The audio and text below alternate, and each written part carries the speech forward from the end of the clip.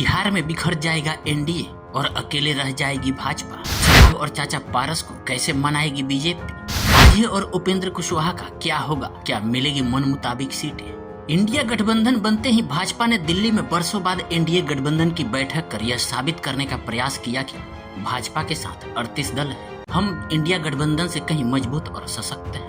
लेकिन सच्चाई ये है कि एनडीए गठबंधन में एलजेपी रामविलास अर्थात चिराग को छोड़ कोई दल ऐसा नहीं है जिसके पास जनाधार हो। हम बात करते हैं बिहार की। बिहार में चिराग पासवान और उनके चाचा पशुपति पारस, जीतनराम मांझी और उपेंद्र कुशवाहा फिलहाल एनडीए गठबंधन का हिस्सा है, जिसमें कोई खास तालमेल नहीं दिखता। सब एक दूसरे पर कीचड़ उछालने में लगे रहते हैं। खासकर सीटों को लेकर ये सभी घटक दल अभी से ही लड़ते झगड़ते हैं। भाजपा, जो एनडीए गठबंधन में सबसे बड़ी पार्टी है, ने तय कर लिया है कि बिहार में ये 30 सीटों से कम पर लोकसभा चुनाव नहीं लड़ेगी। इसकी चर्चा होते ही सभी घटक दलों के कान खड़े हो जाते हैं और इन्होंने यहाँ तक कह दिया कि भाजपा की दादागिरी नहीं चलेगी। भाजपा बिहार में लोकसभा चुनाव में करो या मरो की लड़ाई लड़ना चाहती है, इसलिए भाजपा अपने हिसाब से अन्य दलों को सीटें देना चाहती है जो इन दलों को मंजूर नहीं है। चिराग ने स्पष्ट कर दिया है कि हमें कम से कम 6 लोकसभा सीट का तो चाहिए ही चाहिए, एक राज्यसभा भी सीट उनको चाहिए।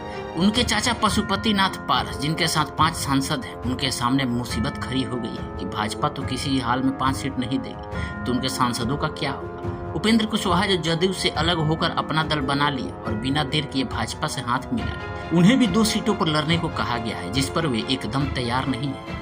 बेचारे मांझी बहुत मंसूबा लेकर और बेटा को मंत्री पद से इस्तीफा दिलाकर एनडीए गठबंधन में शामिल हुए थे।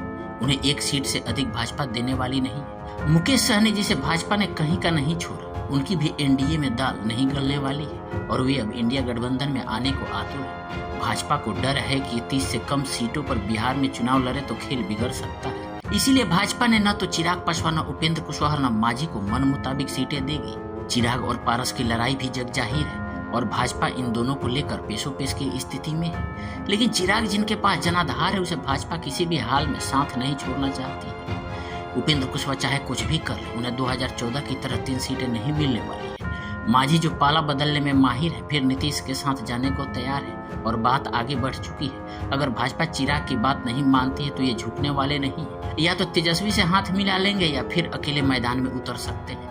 पारस को भाजपा से 2 से अधिक सीटें किसी भी हाल में नहीं देगी। जो हालात बन रहे हैं और भाजपा नहीं झुकती है तो कोई अर्थ नहीं कि एनडीए गठबंधन में सिर्फ चिराग और उपेंद्र कुशवाहा ही बच जाएंगे, क्योंकि इन्हें कोई दूसरा रास्ता भी नहीं दिख रहा है। भाजपा के रुख से तो लगता है कि चुनाव आते आते एनडीए गठबंधन बिहार में बिखर जाएगा। महागठबंधन में सीटों को लेकर कोई वैकेंसी नहीं है, लेकिन चुनाव में कुछ भी हो सकता है। फिलहाल एनडीए गठबंधन में सीटें को लेकर खींचतान जारी है।